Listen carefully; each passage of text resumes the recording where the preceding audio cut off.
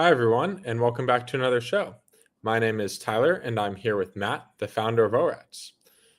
ORATS is an options analytics platform built on top of over 15 years of historical options data.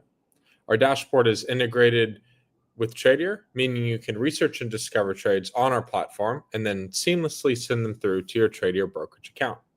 Today on the show, we're going to go over the true value of an option and how you can get closer to that value using ORATS.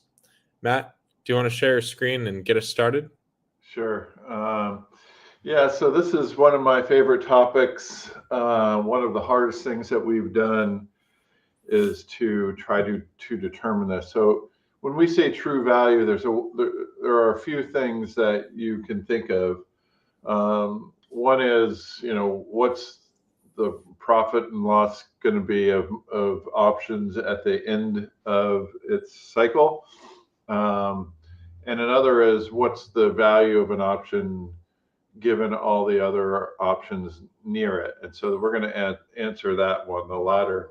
We're going to answer what the valuation is given other options around options. So it's going to be mainly for trading, when to get in, when to get out.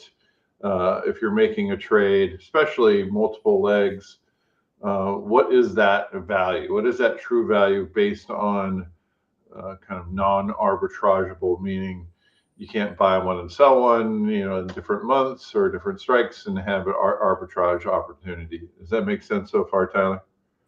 Yeah, it does. It's one of my favorite subjects, and it's a very core tenet of ORATS. I mean, this is the very first step that happens when we ingest the data from our providers, on its way to our clients. So it's one of the first steps, and I'm excited to go over it today.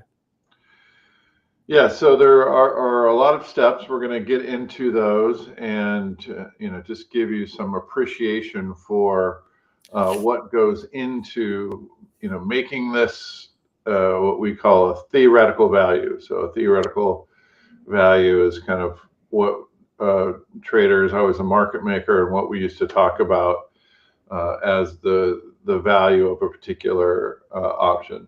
Now, we also talked about, we also did things like forecasting the value of options. And you could do that, but the first step is to get kind of the good relationships going.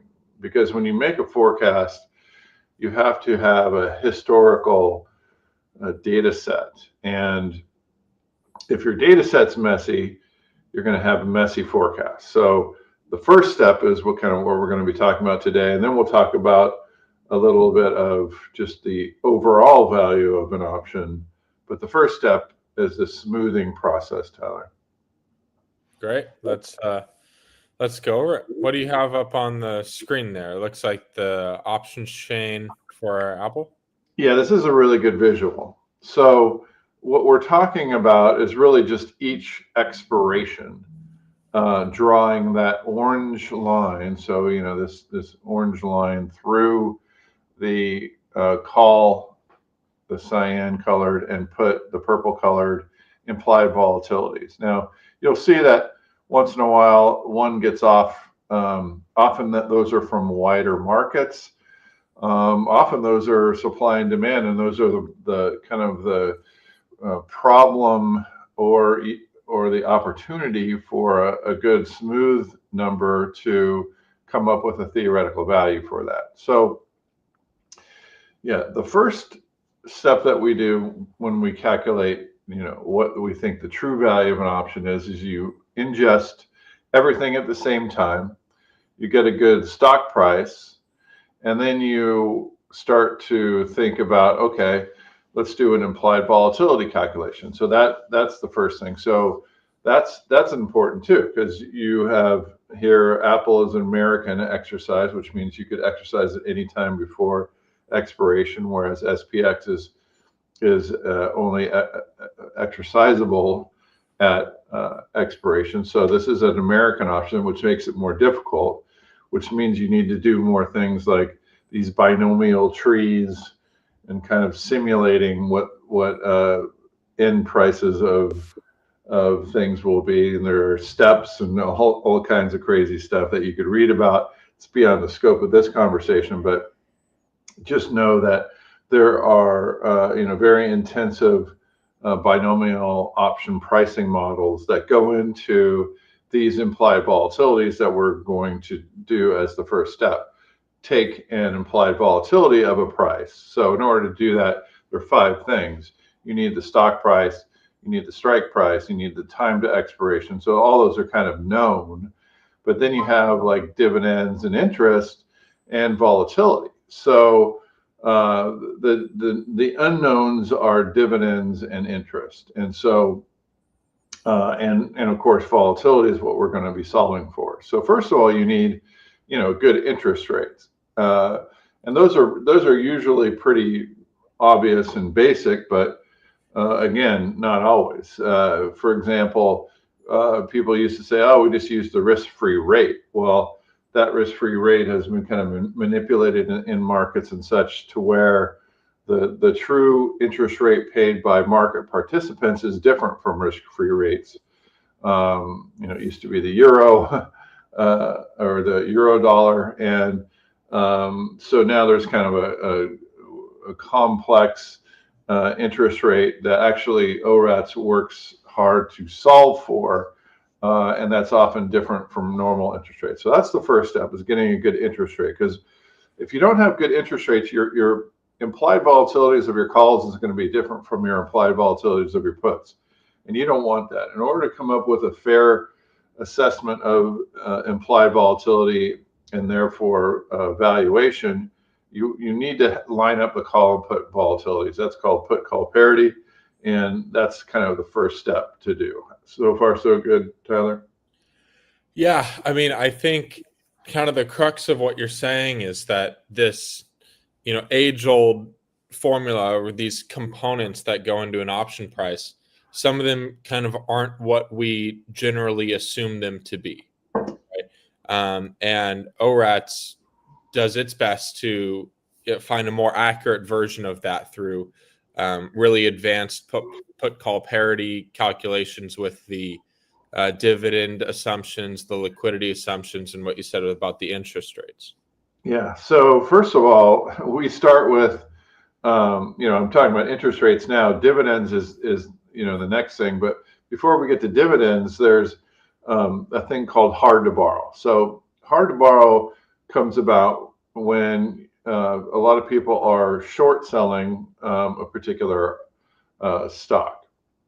It doesn't happen that much in Apple. It happens a little bit though. And so what that means is people will offer their shares that they own to a short seller and for a fee. And that short seller will then sell the stock, pay for the opportunity to do that, and a different amount. And then and if more and more people are doing that, the stock becomes hard to borrow, and the interest rate goes up and up and up for that particular stock to sell that stock. So it only happens at a few stocks, but it's an important thing to mention. So there's a hard to borrow component. There's just the actual interest rate, which is not quite the risk-free rate.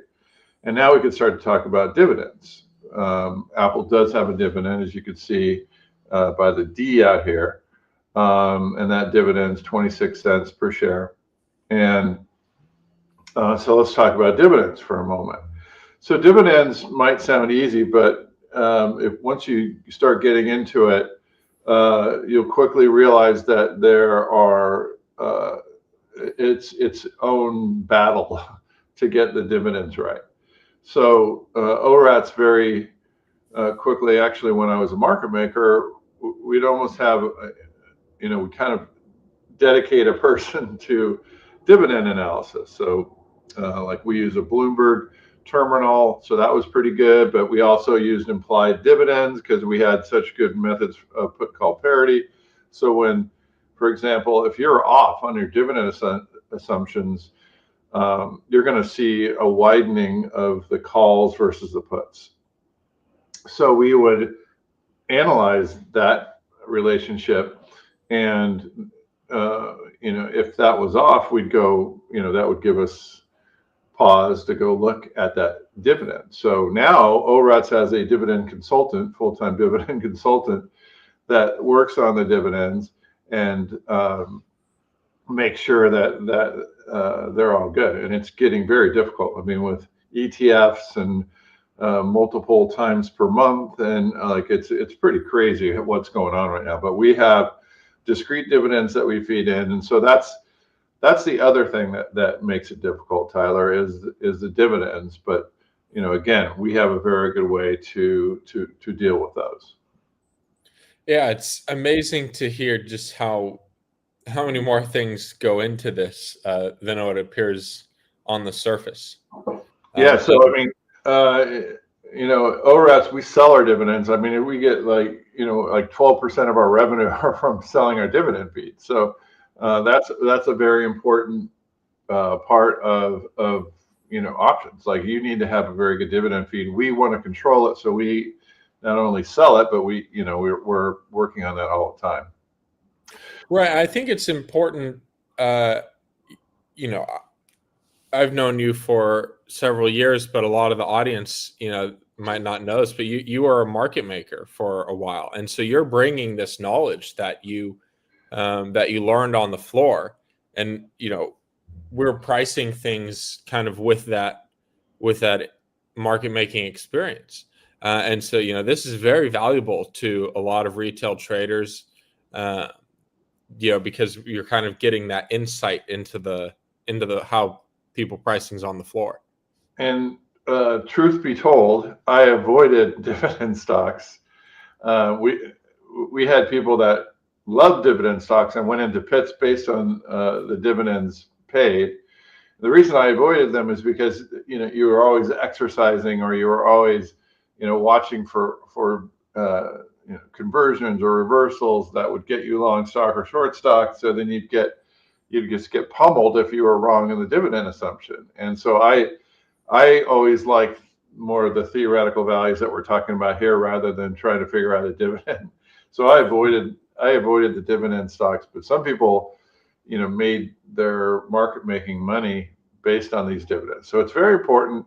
People need to understand, there's exercise risk. Like, if a dividend's coming up, you might need to exercise and get long stock in order to enjoy the dividend. So you have to watch out for that. But again, that's a little bit beyond this. We're talking about what's the true value of an option. So the true value option really depends on the dividend. And so so that's another one of the things. So now you have your 5 things. You have your dividends and interest, and time and strike and stock price. But now you're solving for implied volatility. So we have a good model to solve for implied volatility. If the implieds are off systematically for the calls and puts, we'll do a thing called a residual yield, which will shift the calls and puts closer together. And sometimes we'll even slope the residual yield, meaning sometimes the implied interest rate at lower strikes is different than higher strikes. So we do a lot in order to get the residual yield to line up the calls and puts. But once we have that, you get something looking like Apple, where you can then start to now the hard part becomes drawing a good curve through this. So that's the next step. Once you have the calls and put implied volatilities lined up, now you have to draw a smooth curve through it. And also, we want to have parameters on the curve so we can then do the next step, which is forecasting volatility and forecasting skew and forecasting the shape of the strike by strike volatilities, and not only that, but the term structure of volatility. So you can see that it's just getting more and more complex, and why it's so difficult to do what we're doing, Tyler. Yeah, it really shows, this process, finding the true value of an option, is the first step. And then ORATS over the last 20 something years has just been progressively building on that. We've created 300 million back tests as well. And, we couldn't have done that without being really confident in our Greeks and implied volatilities and indicators. Right, and the indicators are based on the term structure, but that's based on the skew structure of particular months, because you can't get a true good at the money without doing this kind of curve, and where that curve crosses the 50 delta is what we call the at the money implied volatility. So very important to do. This is the blocking and tackling, to use a football analogy. The fundamentals for option pricing and for putting out data is this what we're talking about right now. And it's very difficult to do. I talk about it pretty freely because I know that anyone starting this, it would cost millions of dollars for them to really do it at the level that ORATS does it. But yeah, let's keep talking about, so now we're to a point where we've got a good skew. This skew we've drawn through these calls and puts implied volatilities. So that's actually, a very good kind of, like, that's the SMV. When you're trading, that's what you want to be looking at. Now, so I don't know if you want to put a pin in that, or you want to look at some examples, because I also want to talk about term structure, earnings, and forecasting. So what would you like to talk about? What makes the most sense, Tyler?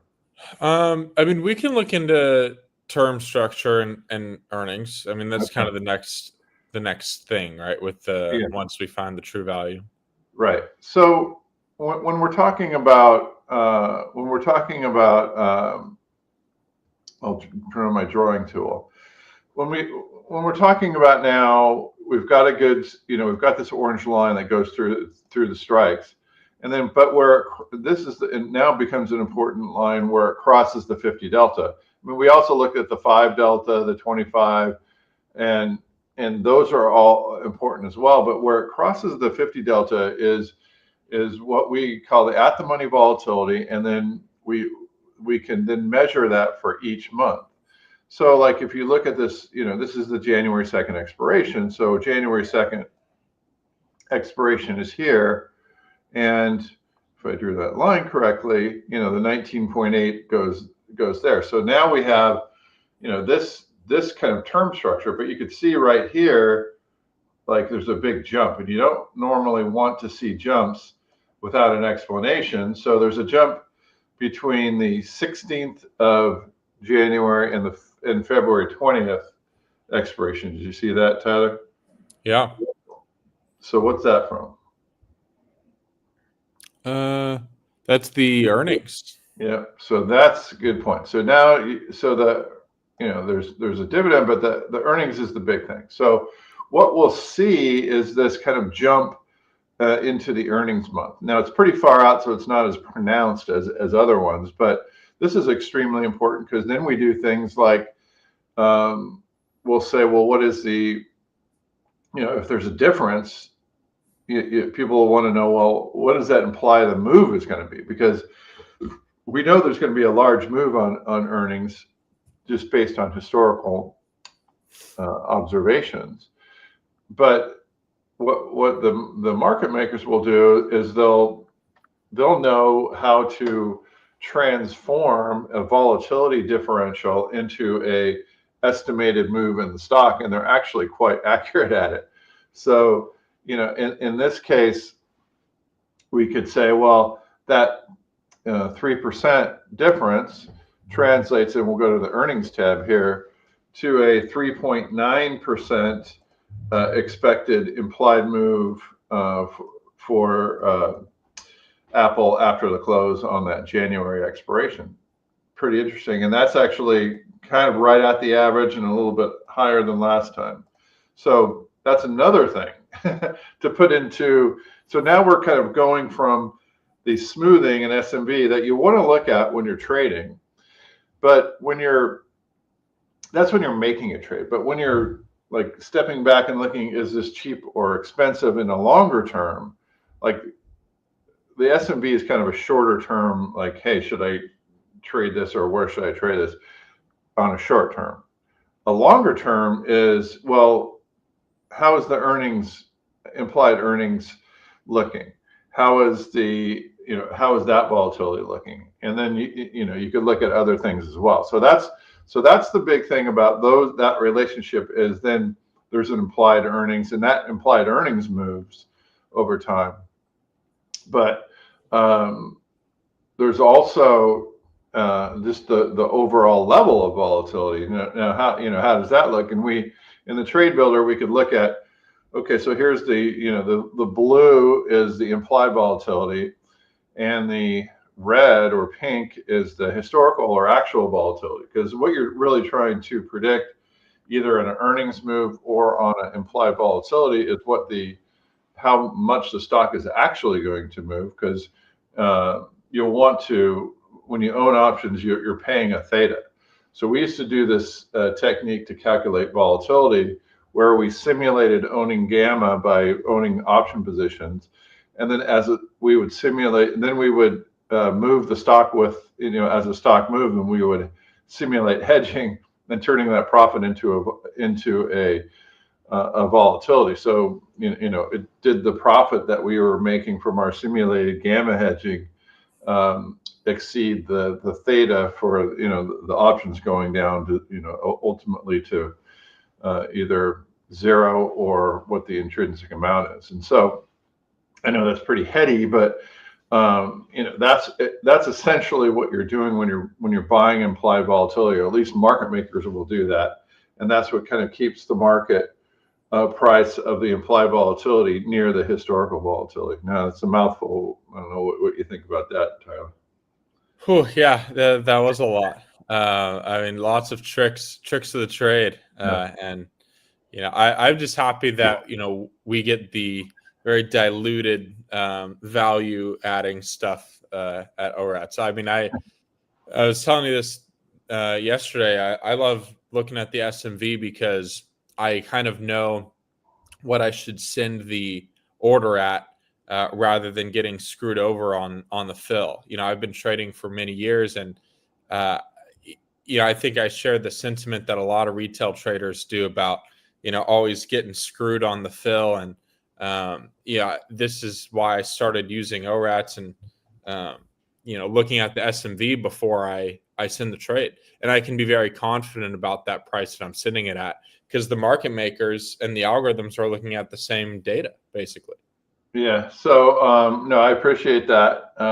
So we were talking about kind of illiquid, thinly traded stocks, and how the SMB is really illustrative in those types of things. So, for example, in this stock, which is Gemini, which is pretty thinly traded and moves very volatile, the market's 10 cents at 30 cents. I mean, that's 3 times. I mean, think about how much kind of edge you're giving up there versus like the SPY, which is a penny or two.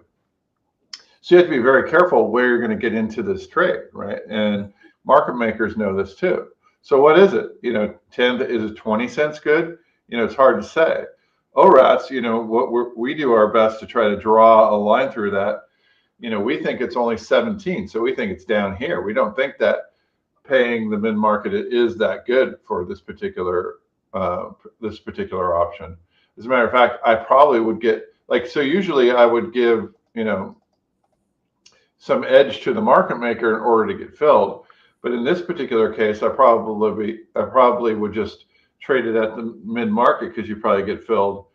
You probably get filled easier because they kind of have their own SMVs, their own theoretical values, and often they're pretty similar to what ORATs is doing. I mean, I know a lot of people that are still market makers in these big firms, and now it's 16 cents. Right now, it's like the bid ask is staying 10 cents and 30 cents, and now it's 16 cents. So you're really giving away a lot if you try to trade it, at a certain amount, and especially if you're doing like a spread. You could end up paying, losing on both ends. So you have to be very careful.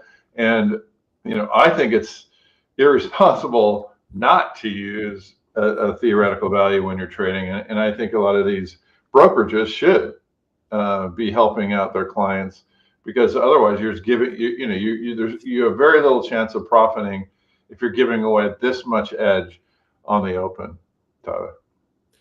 Yeah, and even if your broker, doesn't have ORATs integrated, that's why we integrate with a lot of brokers here, including Tradier. So you can connect your broker on ORATs and use this amazing feature, the SMV, valuation of the option, in this nice little trade sidebar that Matt has pulled up.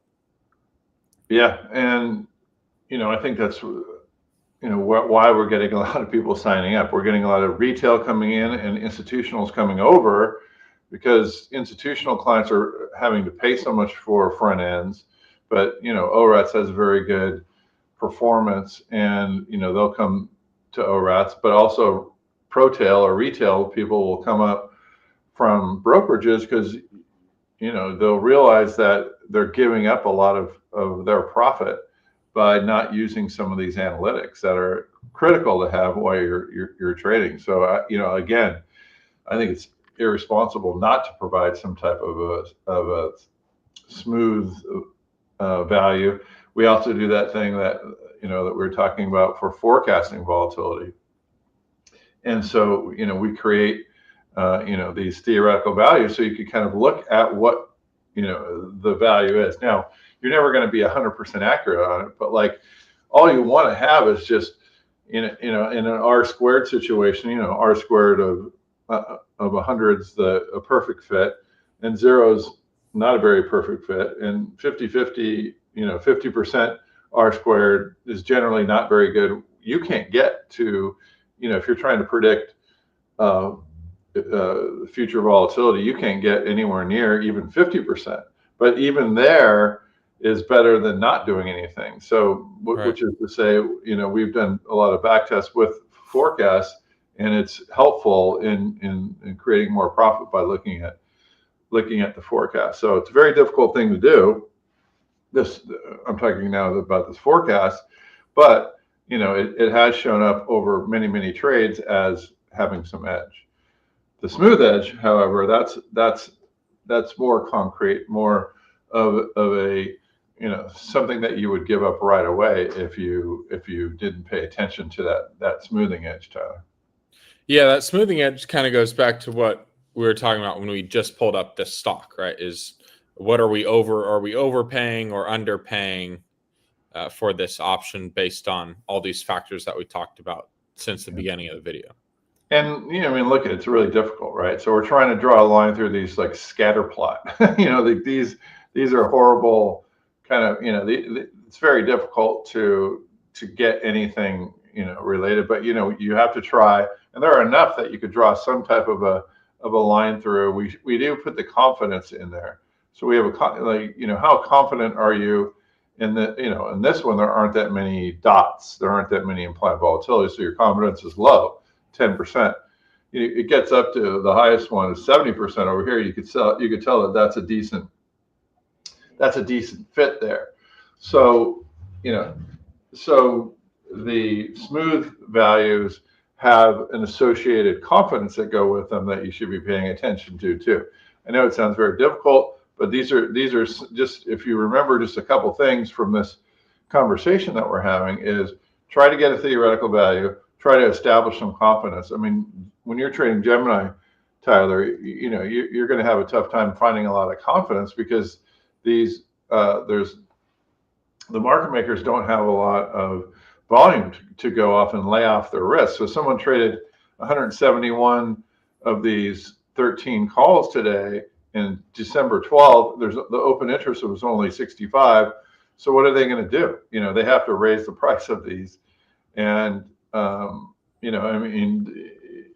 the theoretical values are going to jump around based on supply and demand, because you can't really hedge it very well. So you're going to see, you might be asking why are these situations existing, and the problem is it's not very liquid, and market makers are kind of trained to like move things, to make people pay more and more if they're going to get the market makers holding more risk. So that's why you start to see these dots or values all over the place, is because there's not that much liquidity.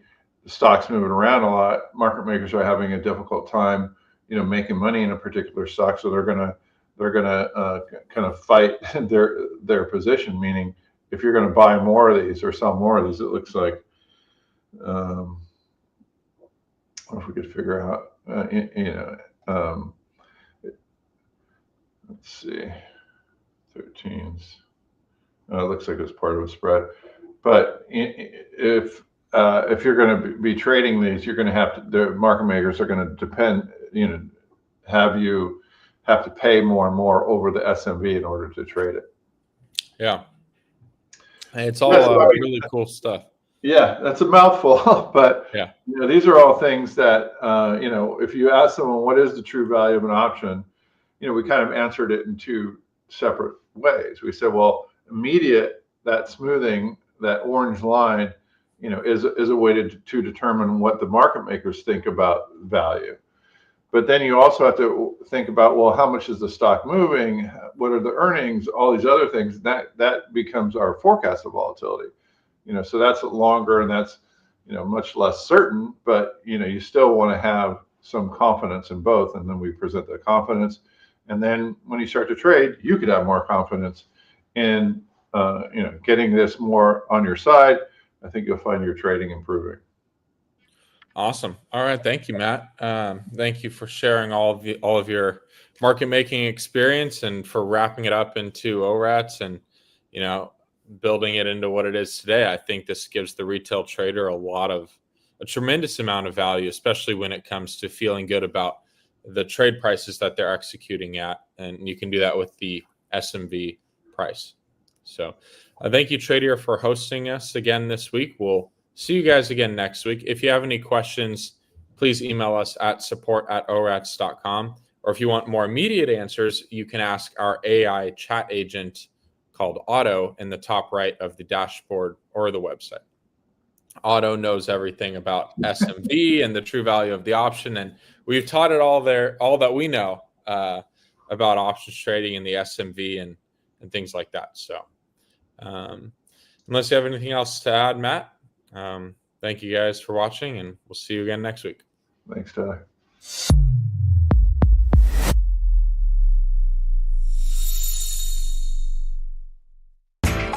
You know how the financial world goes. Here comes the buzzkill.